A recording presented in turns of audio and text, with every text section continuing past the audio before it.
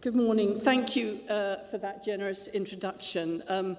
I thought I'd never speak on the same platform as Maria again, as last time I preemptively announced her forthcoming civil partnership with Angela Eagle, which was a big surprise to her friends and family. Sorry about that, Maria. I promise no breach of confidence this time.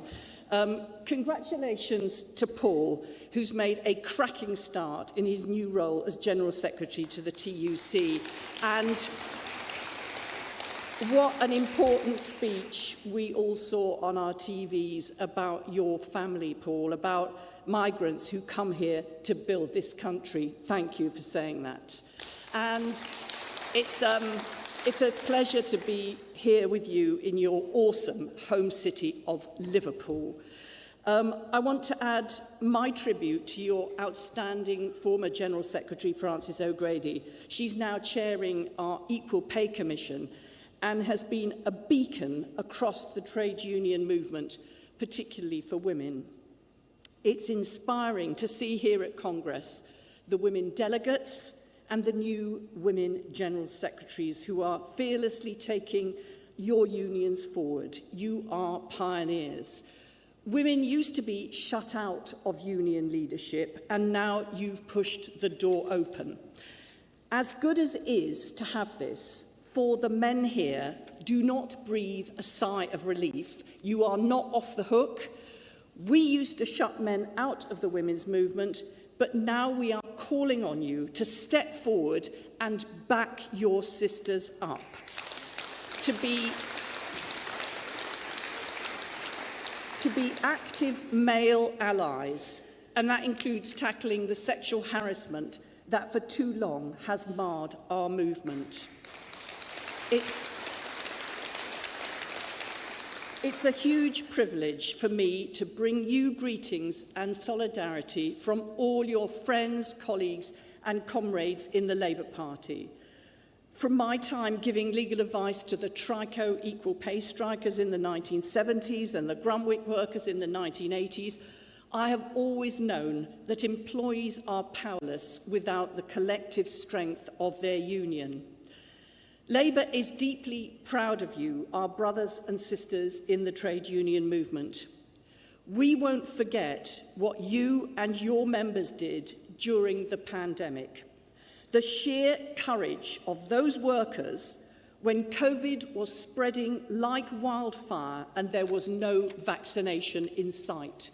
Shop workers, transport workers, cleaners, postal workers, teachers, teaching support workers, delivery workers, utility workers, NHS workers, and many, many more. These people to whom we owe so much, on whom the country depends, who you in this room represent.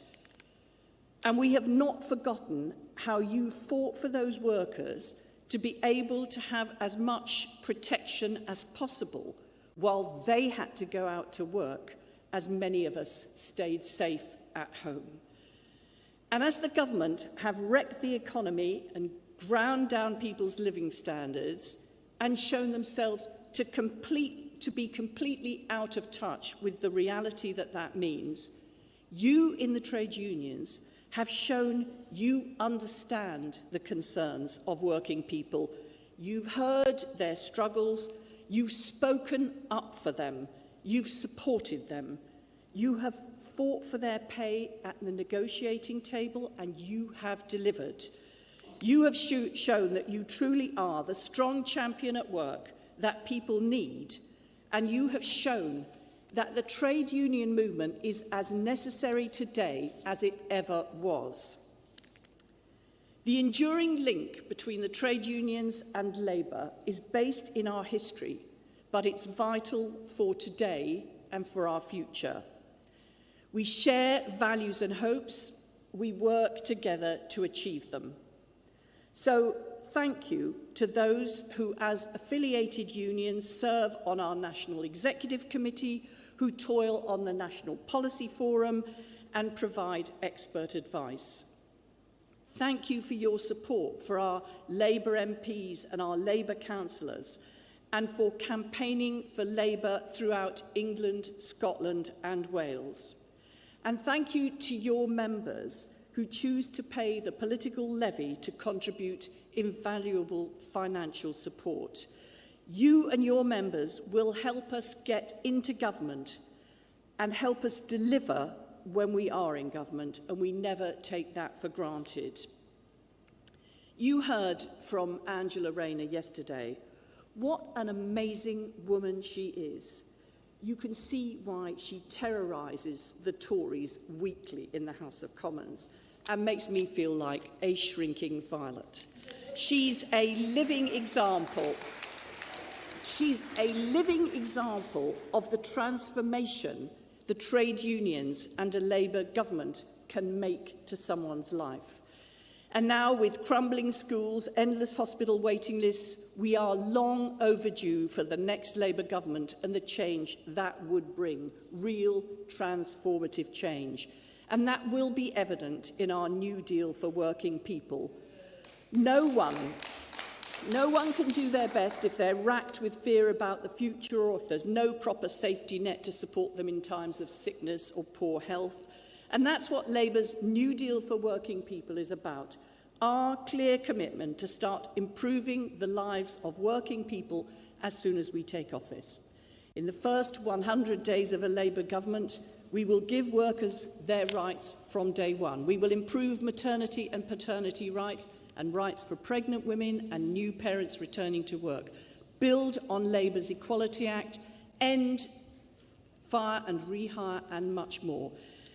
And Congress, the evidence is clear, and our argument is, in countries that have stronger collective bargaining, you get a stronger economy too. So we will strengthen collective bargaining rights, make it easier for trade unions to organise in workplaces, repeal anti-trade union laws, including the pernicious minimum standards law. And we will give trade unions a strong voice alongside business in a new Industrial Strategy Council, a partnership to grow our economy. As Keir Starmer has said, an economy that is strong for working people cannot weaken the institutions that give working people strength. You don't have to choose between a strong economy and a fair society. Economic prosperity and social justice are not opposites, they go hand in hand. To do this,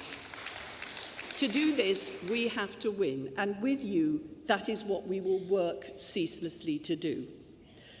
Before I finish, I'd like to mention a dedicated Labour and trade unionist who's no longer with us and who we all dearly miss, and that is Jack Dromey.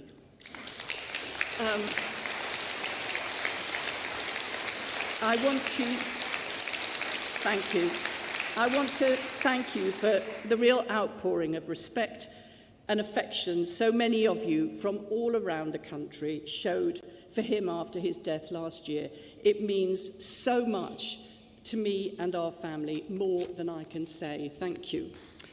But